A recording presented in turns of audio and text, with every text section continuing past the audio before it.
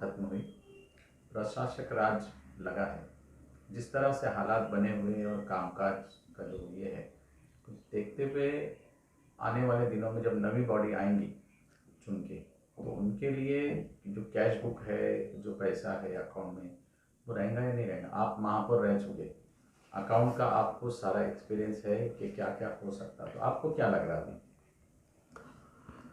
आपका जो सवाल है वो बहुत ही शहर के लिए और शहर के सियासी लीडरान के लिए बहुत अच्छा सवाल है। और मैं शुरुआत में ये बोलना चाहता हूँ कि जिस तरीके से कारपोरेशन का कामकाज चल रहा है, प्रशासक बोलो या अधिकारियों का बोलो, और अफसोस के साथ ये बात बोलना पड़ रही है कि हमारे अपने शहर के एमएलए साहब हो या अलग अलग पार्टियों के सियासी लीडरान हो, जिनका कॉरपोरेशन में हमेशा इंटरेस्ट रहा है, ऐसे कॉरपोरेटर हो, शायद उन लोगों की तवज्जो नहीं है। और जिम्मेदारी, मैं कोई तनकीद नहीं कर रहा हूँ, लेकिन जहाँ प्रशासक बैठ गया तो वहाँ पर शहर के एमएलए साहब की ज़्यादा जिम्मेदारी है कि वो कॉरपोरेशन के ऊपर तवज्जो दे। मेरा ऐसा मानना है, जो मैं 10 साल कॉरपोरेटर रहा, मेयर रहा, मेरा जाती तौर पर यह मानना है कि जब बॉडी आएंगी नहीं, चाहे किसकी भी सत्ता आए, मैं जिम्मेदारी से बोल रहा हूं कि मालेगांव मध्य भाग या बाह्य में, कॉरपोरेशन हद में, शहर में डेवलप करने के लिए, रास्ते तामीर करने के लिए, सहूलत आवाम को देने के लिए पैसा नहीं होगा। आप ये लिख लो मेरी बात को। जो मेरी मालूमात है, कारपोरेशन 500 करोड़ रुपए का जो बजट बोला जाता है, यह असल में एक बलून तरह, फुग्गे की तरह फूला हुआ बजट है। असल में 160 या 65 करोड़ रुपया सालाना जीएसटी का जो हुकूमत हमको देती है कारपोरेशन को, और उसके बाद प्रॉपर्टी टैक्स, उसके बाद नल पट्टी, घर पट्टी, शॉपिंग का भाड़ा, ये तमाम ही चीज़ अगर आप मिला ले तो 200 सवा 200 करोड़ रुपए से ज़्यादा हमारे पास सालाना पैसा कारपोरेशन में नहीं आता, और कमी आता होगा क्योंकि प्रॉपर्टी टैक्स 100% वसूल नहीं होता, घर पट्टी वगैरह। आज की कंडीशन यह है कि 130 करोड़ रुपए का, मैं क्या बोल रहा हूं सुन लो आप, 130 करोड़ रुपया का वर्क ऑर्डर है। 130 करोड़ रुपया जिनके बिल रिकॉर्ड करके अकाउंट में जमा कराना बाकी है, और 50 करोड़ रुपया अकाउंट में ठेकेदारों को अदा करना है। 180 करोड़ रुपया तो सिर्फ यही है जो कम ज़्यादा हो सकता, जो ठेकेदारों को, मत्तेदारों को अदा करना है कारपोरेशन को, यानी कर्जदार है कारपोरेशन एक तरीके से। और उसके बाद स्थापना खर्चा कितना है, कारपोरेशन के कर्मचारियों का पगार, गाड़ियों का खर्चा, स्टेशनरी का खर्चा, हॉस्पिटल का 52% है, जबकि आमतौर पर स्थापना खर्चा जो होना चाहिए वो 35% के नीचे होना चाहिए, लेकिन हमारा 52% है। यानी हम लोगों को जितना पैसा आने वाला है उतना देना है। और आज के प्रशासक जिस तरीके से कामकाज कर रहे हैं, वो गैर जिम्मेदाराना कामकाज कर रहे हैं। मेरा सीधा सा इल्ज़ाम है, मैं उन पर कोई तनकीद नहीं कर रहा हूं, कोई सियासी नज़र से नहीं देख रहा हूं, लेकिन गैर जिम्मेदाराना काम कर रहे हैं।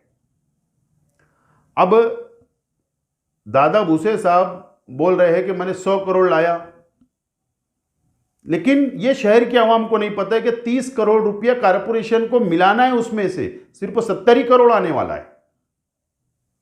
100 करोड़ रुपए की नदी के अंदर पाइपलाइन जा रही है, उसका 25%, 25 करोड़ रुपया हमको मिलाना है कारपोरेशन को। कारपोरेशन में जितना गवर्नमेंट का फंड आ रहा है रास्तों के लिए, चाहे वो एमएलए साहब ला रहे, चाहे गवर्नमेंट भेज रही है, उसमें भी 30% हमारा अपना हिस्सा है। तो हमारे पास आज आइंदा साल के लिए जब नई बॉडी बन जाएगी तो शहर में कोई कामकाज, कोई विकास, कोई डेवलप नहीं होगा। मैं जिम्मेदारी से बोल रहा हूं। और कमिश्नर साहब प्रशासक पूरे शहर के हैं, लेकिन उनको कभी भी देवी के मल्ले से पवारवाड़ी ब्रिज तक वो इलाका कभी नजर नहीं आता कि यहां काम की जरूरत है। कभी रमजानपुरा वहां नजर उनको नहीं आता कि यहां काम की जरूरत है। हाईवे के वो जानिब या मालदा शिवार के अंदर उनको यह नजर नहीं आता कि यहां काम की जरूरत है, या नए सलाटर हाउस के पास उनको काम की जरूरत है, यह नजर नहीं आता, या दरेगांव शिवार के अंदर काम की जरूरत है, यह नजर नहीं आती। लेकिन जिस तरीके से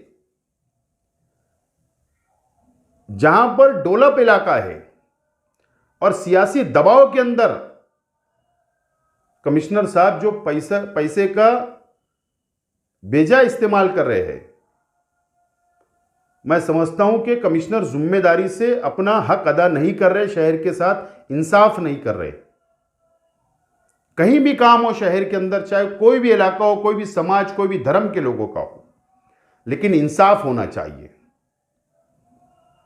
और जो 10% आबों की जो लाइन लगी है टेंडरों में देने की, यह पैसा भी कारपोरेशन को अपने जेब से अदा करना है, यानी आवाम के टैक्स से अदा करना है।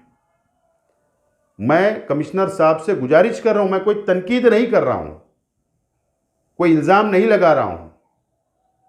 आज भी आप अपना अकाउंट, आज भी आप अपना पैसा अच्छे तरीके से इस्तेमाल कर सकते, ताकि आइंदा आने वाले कारपोरेशन के चुनाव के बाद शहर में तामीरी काम हो।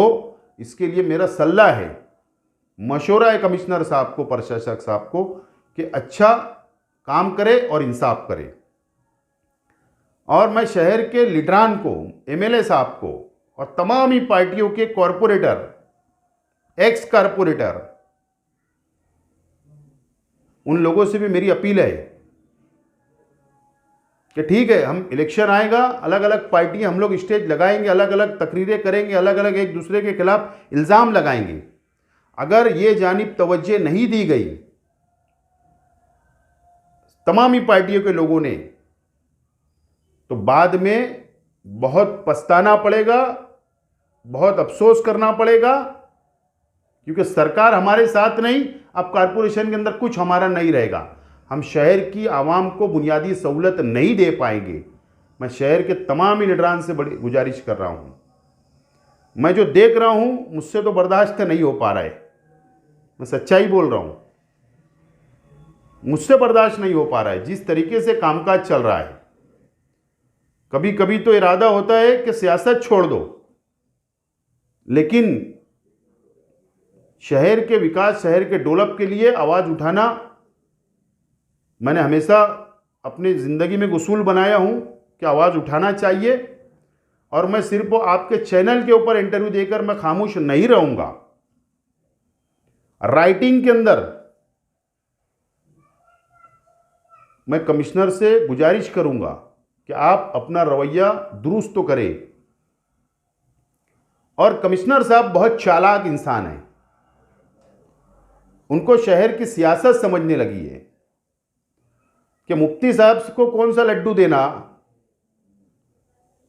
राष्ट्रवादी वालों को कौन सा लड्डू बताना, जनता दल को कौन सा लड्डू बताना, आपस में हम लोगों को लड़ाकर और उनको जो करना है वो कर ले। तो तमाम ही शहर के लीडरान से भी मेरी गुजारिश है कि वो आपस में लड़ने से बेहतर है कि शहर को बचाओ, कारपोरेशन को बचाओ, जब जाकर शहर डेवलप होगा, और नहीं तो ये शहर डेवलप आइंदा नहीं होगा, पैसा ही नहीं होगा हमारे पास।